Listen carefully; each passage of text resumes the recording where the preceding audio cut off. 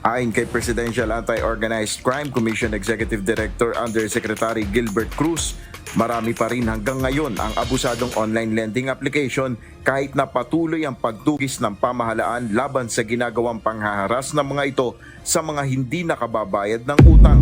Muling nagbabala ang Presidential Anti-Organized Crime Commission sa paglipa na pa rin ng mga abusadong online lending applications na nanghaharas ng mga hindi nakakabayad ng kanilang utang. Panawagan ng PAOCC, huwag mag-atubiling magsumbong sa mga otoridad kapag nakakaranas or nakaranas ng pananakot at harassment mula sa mga nagpapautang online o sa mga kolektor.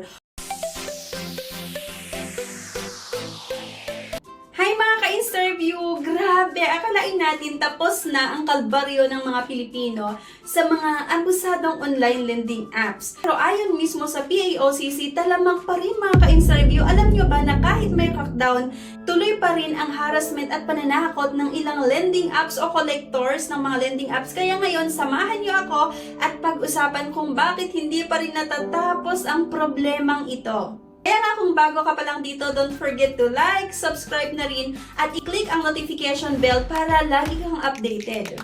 So ayon nga sa report ng Presidential Anti-Organized Crime Commission, kahit ilang beses na silang nag-crackdown, marami pa rin lending apps ang pasaway. Ginagawa pa rin nila yung mga illegal tactics na panghaharas ng mga borrower na hindi nakakapagbayad on time. Yung pananakot gamit ang text at tawag hindi lang sa'yo, pati sa contacts list mo. At syempre yung online shaming, ipapahiya ka sa social media at sabi nga ng group chat, messenger, yung mga play ko sa FBI, pinagkukuha tapos sisiraan ako na gumawa ng group chat na scammer daw ako. Tapos sa text, minumura ako, papatayin daw ako, babarilin, tapos papadala ng bulaklak, tapos susunugin yung bahay. Isa si alias Badoy sa nabiktima ng mga abusadong online lending application.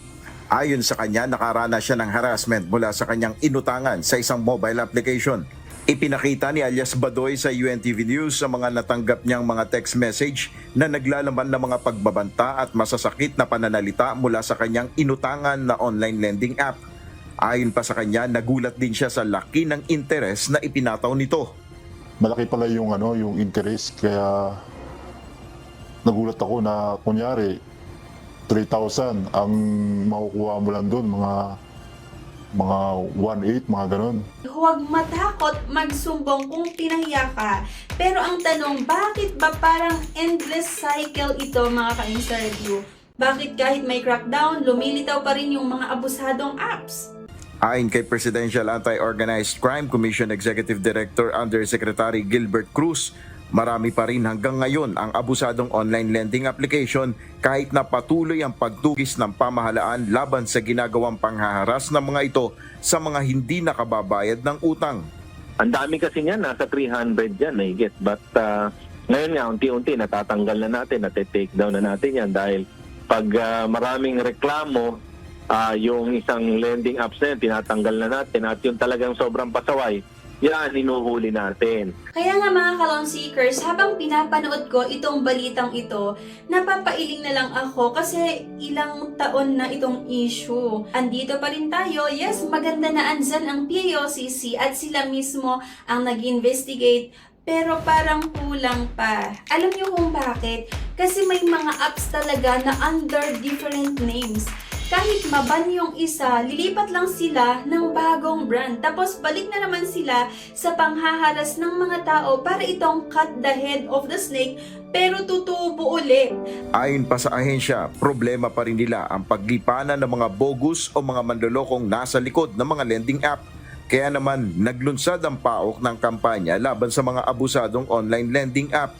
Ito ay upang mabigyan ng babala ang publiko at mag-ingat sa kanilang mga inuutangan na online apps. Hindi lahat ng online lending apps ay matino. Meron dyan mga bogus, meron dyan mga abusive like yung merong sa paniningil, ginagawa nila yung pananakot, yung panghaharas, tapos ipapasurrender nila sa iyo yung mga social media accounts mo. yung mga contacts mo, yung mga galleries mo, para gawin nilang leverage kung sakaling sisingilin ka na nila. Kaya ako naniniwala na hindi lang crackdown, dapat tuloy-tuloy na monitoring, di ba? Kaya nga, para mas ramdam natin ang bigat ng issue, imagine mo to mga ka-interview, or imagine this scenario. Si Ate Maria, umutang ng 3,000 lang sa isang app kasi kailangan niyang pambayad ng tuition ng kanyang anak. Hindi siya nakabayad agad kasi nga na-delay ang sahod niya. Pero kinabukasan, sunod ang tawag or sunod-sunod ang tawag o text, treats at pati kapitbahay niya tinatawagan. Grabe, nakakahiya at nakaka-stress. May mga kwento pa na kahit wala kang utang, nadadamay ka dahil sa contact list ka ng isang borrower. Isipin mo, wala kang kasalanan pero bigla ka nalang makakatanggap ng text na kung hindi ka makakabayad ng utang mo, makakabayad ng utang ng kaibigan mo, idedemanda ka rin. Diba, ito yung psychological toll na hindi nababayaran ng kahit anong crackdown kung hindi seryosohin ng gobyerno at private companies. Pero diba, don't worry nga mga ka-interview kasi gumagalaw na ang gobyerno natin. Sa video ay malinaw ang panawagan ng PAOCC na huwag kayong matakot magsumbong kasi ginagawa din nilang kanilang makakaya.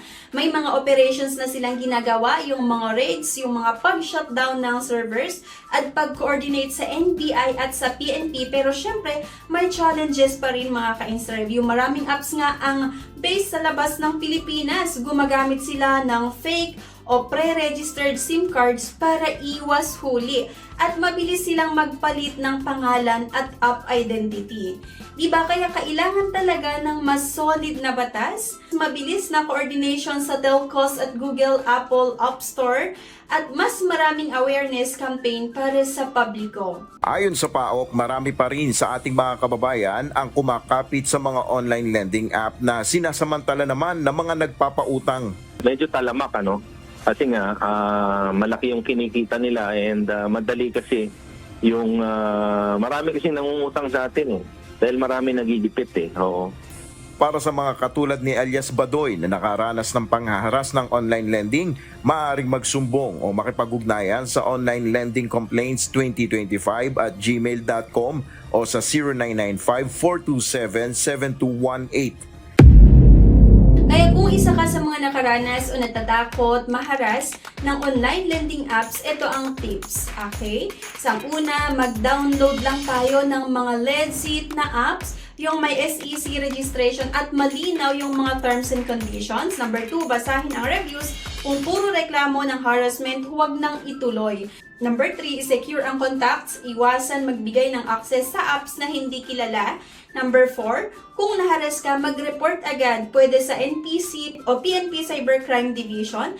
Number 5 nga, huwag matakot mag-share ng experience kasi the more na nagsasabi ang victims, mas lalong na-expose ang masasamang gawain ng mga apps na ito. Kaya nga, mga kalon seekers palamak pa rin ang abusadong online lending apps nga dito sa Pilipinas kahit may crackdown na. Kaya, doble ingat tayo at huwag tayong basta-basta magtiwala sa mga app na nangangako ng mabilis na pera. Tandaan natin ito mga kalon seekers, madali ang umutang online pero mahirap kapag abusado na ang nagpautang.